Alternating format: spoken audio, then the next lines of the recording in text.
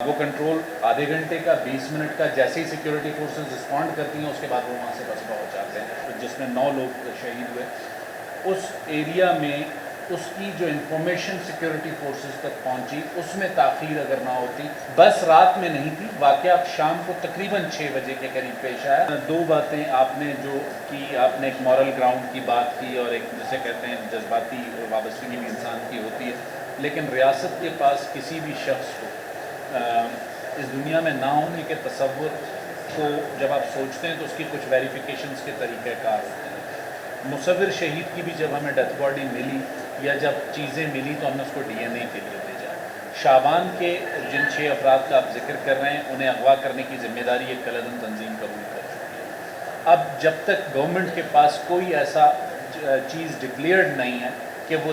زندہ ہیں یا نہیں ہیں، گورنمنٹ کوئی ایسی چیز اناؤنس نہیں کر سکتی۔ جس طریقے سے مصور کی فیملی کے ساتھ چیف منسٹر نے بذات خود ایک رابطہ رکھا، ان کے والد یہاں بیٹھے ہوئے ہیں، جب بھی کوئی پروگریس ہوتی تھی وہ ان سے شیئر کی جاتی تھی۔ اس معاملے میں بھی چیف منسٹر اس فیملی سے 2 سے 3 ملاقاتیں کر چکے ہیں، پوری کوشش کر رہے ہیں کہ اس میں جو بھی پروگریس ہوگی وہ چھپانے کی، اگر مصور والے کیس میں جب پیش رفت سامنے آئی وہ نہیں چھپائی گئی تو اسے بھی نہیں چھپایا جائے گا، اور اس کو آنے والے دنوں میں جو بھی پیش رفت ہوگی آپ کو قومی شاہراہوں کے حوالے سے آپ نے کہا چیف منسٹر بلوچستان اس کا ریکارڈ پر ہیں، اور اس کے علاوہ آپ جو قانون نافذ کرنے والے اداروں کے لوگ ہیں، ضرور دہشت گردوں کی جانب سے ایک ایسا تاثر دینے کی کوشش کی جاتی ہے،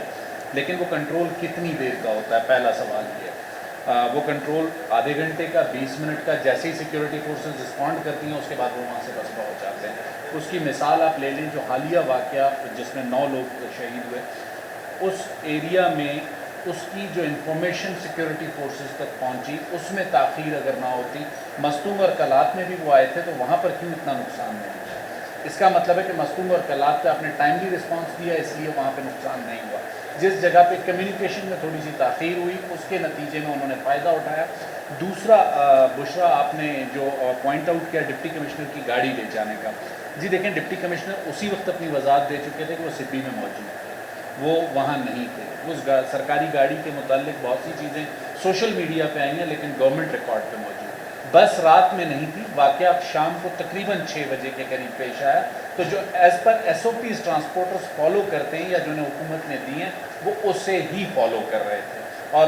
آپ کو بھی پتہ ہے، ہمیں بھی پتہ ہے کہ رڑکن کے علاقے میں اور راڑا چنڈ کے علاقے میں 2 واقعات کے بعد جو سرویلنس اس علاقے میں بڑھانی تھی وہ ہم نے بڑھائی، لیکن یہ ایک پوائنٹ تھا جسے کہتے ہیں کہ وہاں پر ہماری سرویلنس اتنی نہیں تھی جتنی ہونی چاہیے تھی، اتنی نہ ہونے کی وجہ سے اس مقام دو جو پوائنٹس ہمیں پہلے لوپ ہول نظر آئے ان کو ہم نے کور کیا، لیکن اس پوائنٹ پہ تھوڑی سی سرویلنس کم ہونے کا فائدہ دہشت گردوں نے اٹھایا۔ لیکن آئندہ ایسا کوئی چیز نہیں ہوگی۔ اس کو میک شیور کرنے کے لیے اگلے ہی دن وزیر اعلیٰ بلوچستان سرفراز بھٹی واپس آئے، انہوں نے اجلاس کو پریزائڈ کیا، گرائے صاحب اس میں موجود تھے، واضح ہدایات دے دی گئی ہیں